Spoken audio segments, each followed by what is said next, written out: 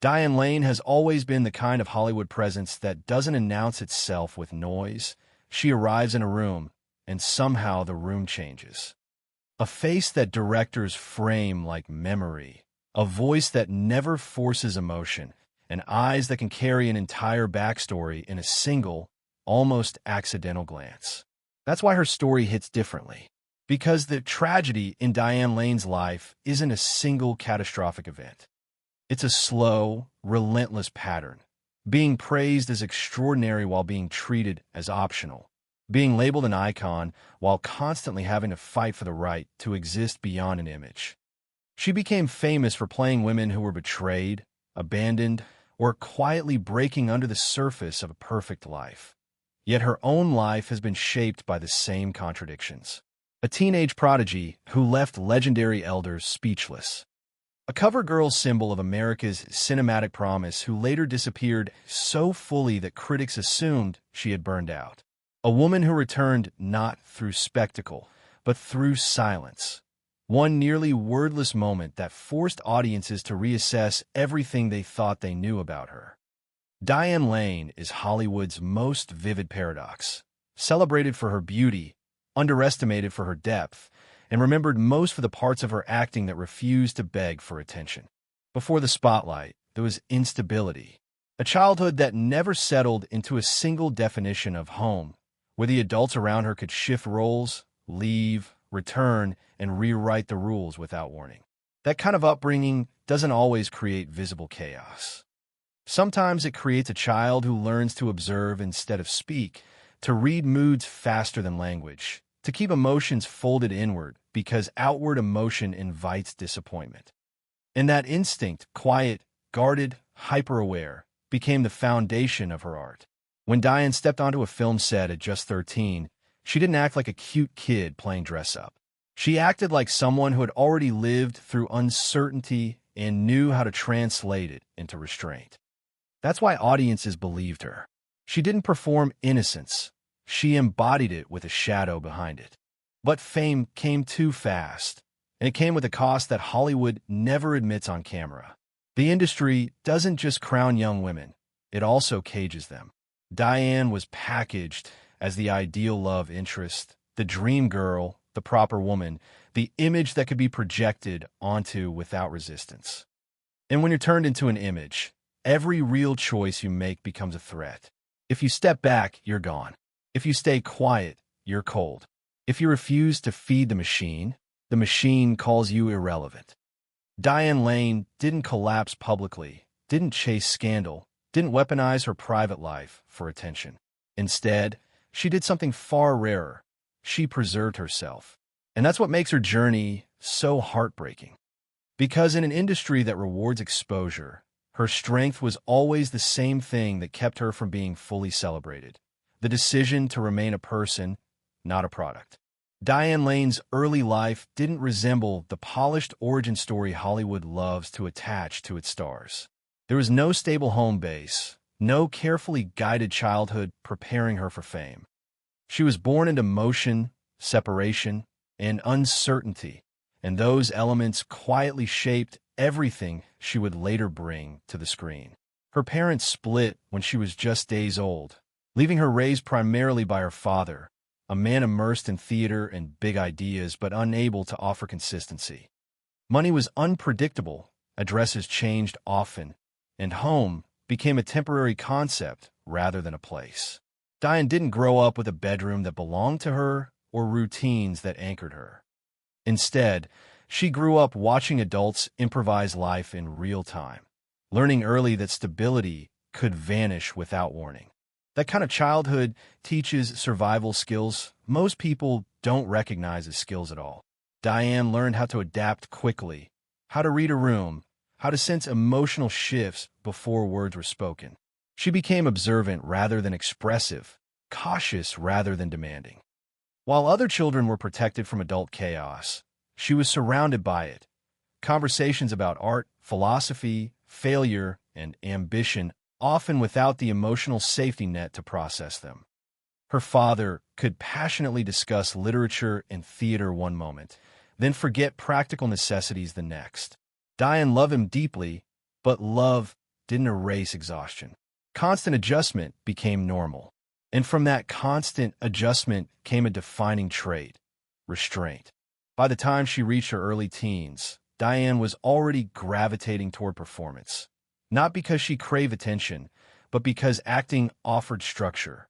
A script had boundaries. A scene had rules.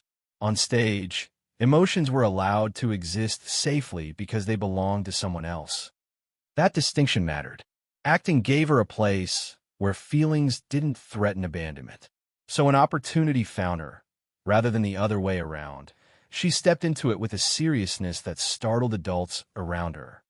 At just 13 years old, she landed her first major film role opposite one of the most respected actors in the world.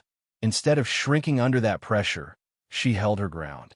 Not loudly, not competitively, but with a focus and emotional clarity that made it obvious she wasn't pretending. The industry reacted the way it always does when a child appears unusually composed. It praised her maturity. But that word carries a hidden cost. Maturity in a child often means emotional self-sufficiency learned too early. It means the child knows how to regulate themselves because no one else consistently did it for them. Diane's performances felt authentic because they came from lived experience, not technique alone. She didn't act innocence as something pure and untouched. She acted it with awareness, with a quiet sadness underneath. Audiences sensed it immediately, even if they couldn't articulate why. Then fame accelerated everything. Magazine covers followed. Headlines labeled her a prodigy, a symbol of a new generation of cinema.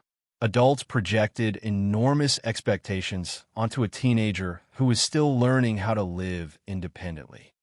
Diane didn't fully grasp that she was crossing a point of no return.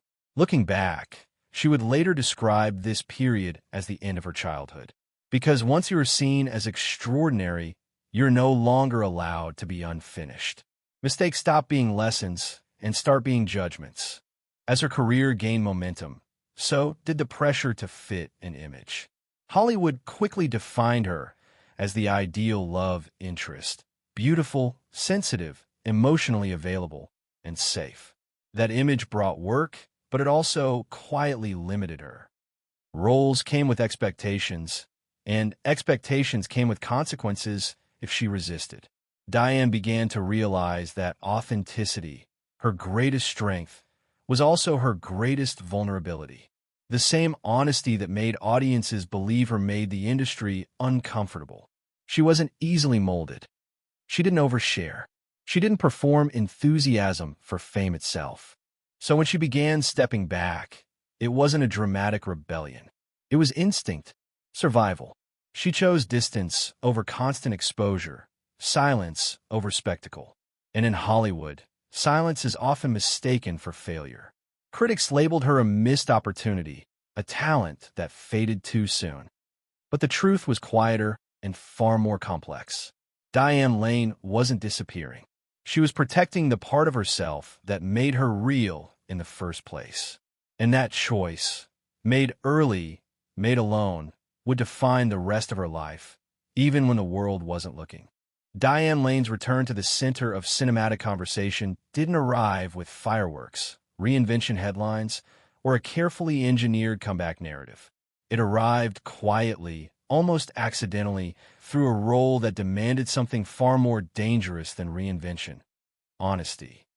By the early 2000s, Hollywood had largely decided who Diane Lane was supposed to be. To many executives, she was a beautiful reminder of the past, respected, admired, but no longer central. She had stepped away too often, refused to play the constant visibility game, and aged into a category the industry rarely knows how to handle with dignity. And then came Unfaithful. The role of Connie Sumner was not written to redeem its lead character. Connie is an unfaithful wife, but not in the sensational, morally simplified way cinema often portrays adultery. She isn't driven by lust or rebellion. She's driven by something quieter and far more uncomfortable: emotional absence. A marriage that looks perfect from the outside, but feels hollow from the inside. A life that appears complete, but leaves no room to breathe. Diane Lane understood this immediately. and she also understood the risk.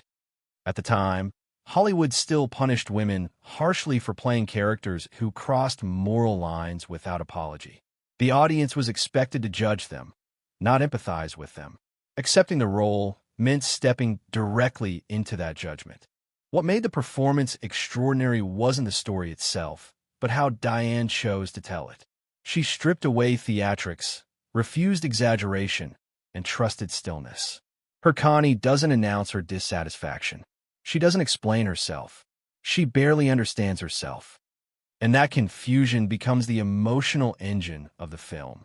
Then came the scene that would redefine her career. The train ride home after Connie's first act of infidelity. There is no dialogue, no explicit sexuality, no explanatory voiceover. Just a woman sitting alone, body trembling, breath shallow, eyes flooded with a realization she can't yet name. It wasn't planned. It wasn't scripted. It was captured instinctively, in one take, without preparation. That moment did something rare. It reminded audiences that acting doesn't require volume to be devastating. Diane Lane didn't play guilt or desire or fear. She let them pass through her. The camera didn't chase emotion, it waited for it. And in that waiting, viewers saw something deeply human. The aftermath of a choice, not the thrill of making it. The scene became iconic not because it shocked, but because it felt invasive, like watching a private thought surface without permission. Suddenly, the narrative around Diane Lane shifted. She wasn't a former prodigy anymore. She was a woman capable of carrying complexity without apology. The Academy Award nomination that followed was important, but the real transformation was perceptual. Hollywood was forced to see her again.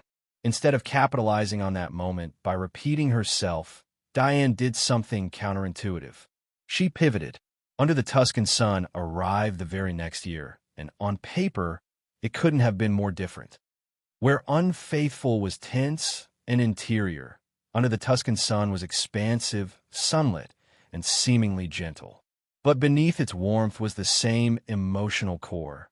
A woman dismantling an old life and trying to build a new one without guarantees. Diane's character, Frances, is not searching for romance or validation. She's searching for orientation, how to stand in the world again after loss. Diane played her without urgency, without forced optimism. The rebirth felt earned because it was slow, awkward, and sometimes lonely. This pairing of roles mattered. Together, they shattered the binary Hollywood had imposed on her for decades. She was no longer the innocent love interest or the fallen woman. She was something far more interesting, a full human being capable of contradiction. After that, Diane Lane's career entered its most intentional phase. She didn't chase leads for visibility. She chose roles that reflected lived experience. Women navigating grief, responsibility, regret, and resilience without grand speeches. In independent films and studio projects alike, she gravitated toward characters who were often overlooked by history, but carried enormous emotional weight. Her performances during this period shared a defining quality, restraint. In films where another actor might lean into melodrama, Diane leaned back. She trusted the audience to meet her halfway. Whether portraying a woman drifting from her marriage, a mother holding a family together through quiet endurance, or a leader stepping into authority later in life, she resisted simplification. She allowed characters to be imperfect without turning them into cautionary tales. That choice didn't always result in awards or headlines, but it built something more durable, credibility. What's striking is how little Diane Lane seemed interested in reclaiming her former stardom. There was no obsession with youth, no frantic attempt to remain culturally dominant. She aged forward, not backward. She allowed time to mark her face and her performances. In doing so, she challenged one of Hollywood's most deeply embedded fears, that a woman's relevance expires when her beauty becomes familiar rather than novel. Diane didn't reject beauty, she reframed it. Beauty, in her work, became inseparable from experience. This phase of her career reveals the real tragedy and triumph intertwined. Diane Lane was never denied success because she lacked talent. She was denied ease because she refused to be easily consumed. Her resurgence didn't come from playing the game better. It came from stepping outside of it. And while the industry eventually rewarded her with renewed respect, it never fully compensated for the years she spent underestimated, mislabeled, or quietly sidelined. Yet perhaps that's the point. Diane Lane's legacy isn't built on domination or constant visibility. It's built on trust. When she appears on screen, audiences lean in, not because they're told to, but because they recognize something rare, a performer who never sacrificed her interior life for approval. And in a system that often erases women once they stop performing youth, that quiet endurance may be her most radical act of all. By the time Diane Lane entered the next chapter of her life, the public believed they knew her. They believed she was composed, reserved, almost untouchable, an actress who floated through Hollywood without scandal, without chaos, without visible cracks. But that perception was only half true. What people mistook for serenity was often discipline. What they mistook for distance was survival. Diane had learned long ago that the loudest stories are not always the most honest ones, and that privacy can be a form of self-defense rather than avoidance. Yet even the most carefully guarded life cannot fully escape collision, and for Diane Lane, that collision came through love. Her first marriage unfolded like something out of European art film. Romantic, restrained, seemingly immune to Hollywood excess. She met Christopher Lambert in the mid-1980s, and their connection felt immediate and sincere.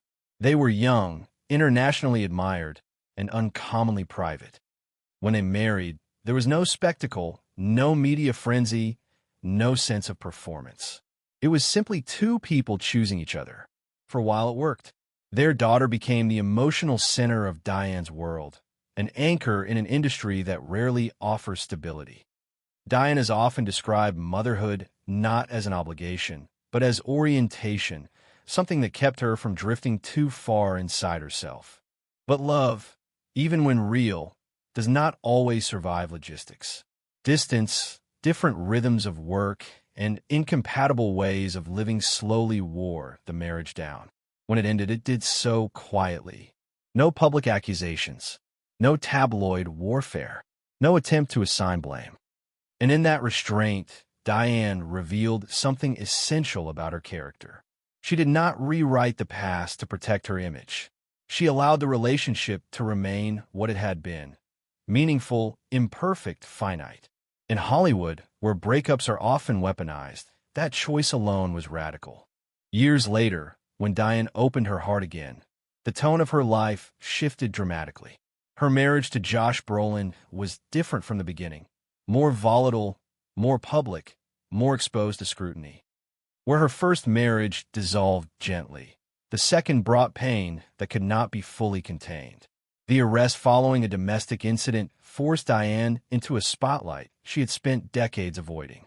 Suddenly, silence was no longer interpreted as elegance. It was interrogated as avoidance. The public wanted statements, explanations, a narrative that could be consumed. Diane offered none. That silence unsettled people. In a culture trained to demand confession and resolution, her refusal to perform victimhood or retaliation was deeply uncomfortable. But it was consistent.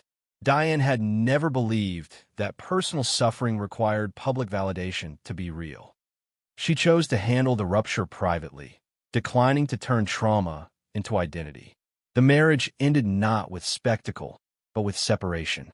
And once again, Diane walked away without trying to control the story. That decision came at a cost. For some, her restraint read as coldness. For others, it read as denial. But for Diane, it was the only way to move forward without surrendering herself to the machinery of judgment. Then came the moment that truly complicated her public image, her admission of infidelity. In a single sentence, spoken without justification or theatrical remorse, Diane dismantled the carefully constructed myth that had followed her for decades. She did not explain circumstances. She did not ask for forgiveness. She simply told the truth. The reaction was immediate and polarized. Some felt betrayed, as though the character she played had been promises she personally violated. Others felt something closer to relief. At last, Diane Lane was not a symbol. She was human. What made the confession so destabilizing wasn't the act itself, but the contrast. This was a woman famous for portraying betrayed wives, women wounded by deception. And here she was, acknowledging that she, too, had crossed that line. In doing so, she refused the simplicity Hollywood often assigns to women: saint or sinner, victim or villain. Diane placed herself in the uncomfortable middle, where most real people live. And she stayed there, without apology, without performance.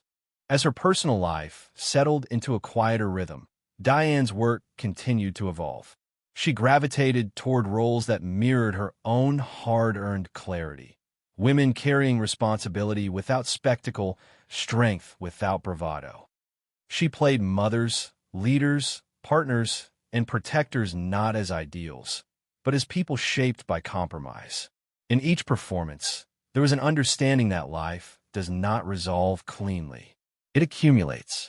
What's remarkable is that Diane Lane never attempted to rewrite her narrative to win back approval. She didn't lean into redemption arcs or inspirational branding. She allowed time to do what time does best: reveal consistency. Over years, her choices formed a pattern that could not be dismissed as coincidence. She valued privacy over validation, integrity over control, depth over dominance. The tragedy, if there is one, lies not in the mistakes she made, but in how rarely Hollywood knows what to do with women who refuse to be easily categorized.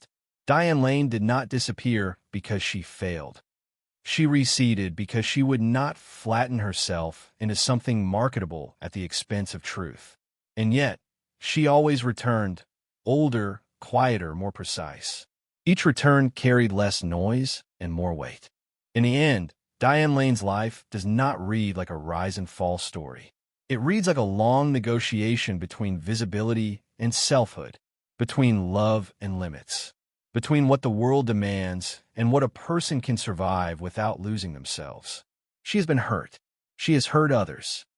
She has stayed silent when speaking would have been easier, and she has spoken plainly when silence would have preserved comfort. That balance, uneven, imperfect, deeply human, is what defines her. By the time she reached this stage of her journey, Diane Lane no longer needed to be understood by everyone. She only needed to remain intact. In an industry that profits from fracture, that choice may be the most quietly courageous act of all. Diane Lane's later career marks a subtle but decisive shift from survival to authorship. This is the stage where she no longer negotiates for space. She defines it. After the turbulence of earlier years, both personal and professional, she entered a phase shaped less by reaction and more by intention. The roles she chose were not louder or safer. They were quieter, heavier, and often riskier in a different way. They trusted the audience to notice nuance. In a business that rewards constant reinvention, Diane Lane practiced something rarer: continuity of self. What distinguishes this period is not scale, but gravity. She gravitated toward women whose strength was not performative. Mothers carrying grief without speeches. Wives absorbing political storms without collapsing into melodrama. Leaders who command not by volume, but by moral steadiness. These characters did not exist to be inspirational slogans. They existed to be believed. And belief has always been Diane Lane's currency. She does not sell transformation. She invites recognition. In films like Trumbo, her presence is almost architectural. She is not the center of spectacle, but the structure that holds the emotional weight in place. Playing the spouse of a blacklisted screenwriter could have easily become a supporting cliché: patient, long-suffering, invisible. Instead, Diane Lane gives the role density. Her performance communicates endurance without sanctification. The marriage is not romanticized. It is weathered. Her silences are not empty. They're full of calculation, fatigue, and loyalty chosen again and again. Critics often described her work here as restrained, but restraint in her hands is not limitation. It is compression. Meaning is concentrated, not withheld. This approach extends across genres. In Secretariat, she plays leadership without bravado. Authority emerges not from dominance, but from clarity. She is a woman stepping into control late, not because she was denied it earlier, but because circumstances finally required it. The film celebrates victory, but Diane Lane's performance celebrates steadiness. There is no rush to triumph. There is process. There is doubt managed privately. There is resolve that does not need applause. In an industry obsessed with firsts and youth, her work here quietly reframes power as something earned through persistence rather than momentum. What's striking is how little she attempts to sell these performances. There is no hunger to be rediscovered, no anxiety about relevance. Diane Lane's work suggests a confidence that does not require consensus. She seems uninterested in explaining herself, on screen or off. That refusal to over-contextualize her choices is itself a statement. She allows the work to exist without scaffolding. If the audience meets it, good. If not, she moves on. This posture becomes even more pronounced as she enters television, a space that often demands overexposure from film actors. Her work in long-form storytelling does not dilute her restraint. It sharpens it. Television offers duration, time to accumulate meaning. Diane Lane uses that time to deepen rather than expand. Her characters are not vehicles for weekly spectacle. They are slow studies in accumulation, pressure, compromise, consequence. She trusts that repetition can create resonance without repetition of emotion. Parallel to this professional evolution is a personal life increasingly defined by rhythm rather than reaction. She does not posture against aging. She collaborates with it. Her public appearances are selective. Her interviews are thoughtful but guarded. She speaks plainly when she speaks at all. There is no narrative engineering, no attempt to frame her life as redemption or cautionary tale. That refusal deprives the culture of an easy hook and preserves her autonomy. In a media environment that rewards disclosure as proof of authenticity, Diane Lane's authenticity arrives without disclosure. She does not equate honesty with exhibition. Instead, she practices a quieter ethic. Tell the truth when necessary, then return to living. This ethic unsettles a system trained to convert personal experience into consumable arcs. It also protects something essential. Privacy, for her, is not secrecy. It is a boundary that allows work to remain the primary site of expression. The longer her career continues, the clearer the pattern becomes. Diane Lane chooses roles that do not beg for interpretation. She does not underline emotion. She does not preach-you meaning. She expects viewers to do some work. That expectation can be mistaken for aloofness in a culture accustomed to immediacy. But it is, in fact, a form of respect toward the audience and toward the character. There is a cost to this approach. It does not always translate into trophies. It does not generate constant headlines. It does not anchor a franchise. But it builds something else, trust over time. When Diane Lane appears, audiences lean in, not because they are promised spectacle, but because they anticipate truth delivered without distortion. Her presence carries a history of not overselling, not overstating, not pandering. That history matters.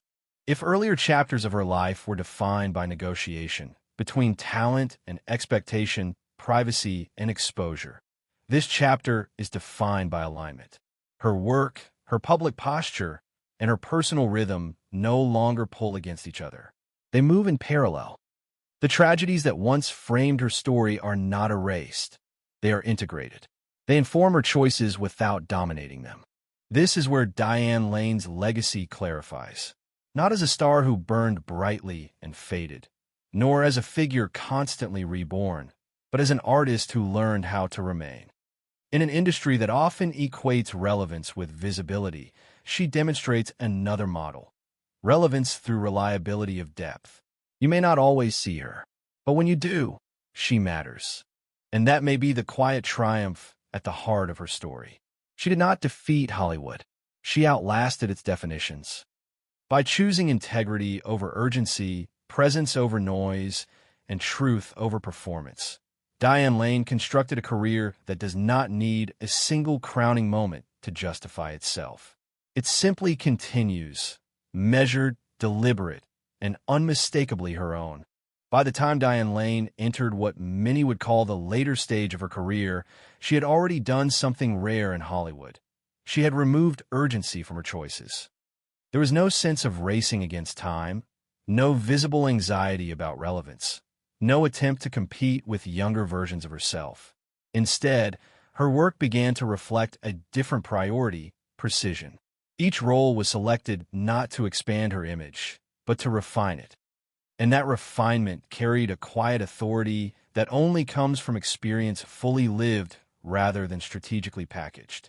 In recent years, Diane Lane's presence on screen has taken on a new texture. She no longer plays women defined by longing alone or by romantic conflict as the center of their identity. She plays women shaped by consequence.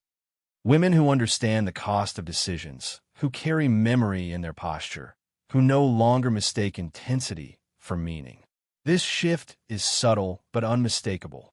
The performances don't ask to be admired. They ask to be trusted. And trust, once earned, is far more durable than fascination. Her move toward television was not a retreat from cinema, but an expansion of canvas. Long-form storytelling allowed her to explore power, compromise, and moral ambiguity with patience. In political dramas and character-driven series, Diane Lane portrayed women who operate not in the spotlight, but adjacent to it: strategists, partners, observers who understand how systems actually function. These roles reflect a deep understanding of influence without illusion. Power, in her hands, is rarely flashy. It is procedural. It is negotiated. It is sustained quietly over time. What stands out most is how comfortable she appears with contradiction. Her characters are neither softened to be likable nor hardened to be formidable. They exist in between, capable of warmth and severity, empathy and resolve. Diane Lane does not resolve these tensions for the audience. She leaves them intact. That refusal to simplify mirrors the way she lives publicly. She does not curate relatability. She does not issue corrective statements when misunderstood. She allows complexity to stand without commentary. Off-screen, her life has settled into a rhythm defined by intention rather than avoidance. She lives without spectacle, not as a statement, but as a preference. There is no performance of humility, no branding of simplicity. She appears at events when they align with causes she genuinely supports, then returns to a private life that remains largely unspoken. In a culture that confuses visibility with worth, this choice reads as increasingly radical. Aging for Diane Lane has never been framed as loss. She has spoken of it not as something to resist, but as something to inhabit. Lines on her face are not concealed aggressively. They're allowed to exist as evidence. This matters because Hollywood's relationship with aging women is still deeply adversarial. By refusing to disguise time, Diane Lane reframes it, not as erosion, but as accumulation. Her performances benefit from that accumulation. Each pause carries more information. Each silence has more context. What's remarkable is how little she asks the audience to separate the work from the woman. There is no insistence that roles are statements, no demand that performances be read autobiographically. And yet, over time, a coherence emerges. The women she plays value boundaries. They choose endurance over exhibition. They accept imperfection without surrendering self-respect. These are not accidents. They are reflections of a philosophy lived consistently rather than announced. In an industry built on reinvention cycles, Diane Lane's steadiness stands apart. She does not pivot for relevance. She evolves organically, allowing interest to find her rather than chasing it.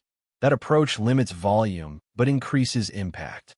When she appears, it feels deliberate. When she speaks, it feels considered. When she is absent, it does not feel like disappearance.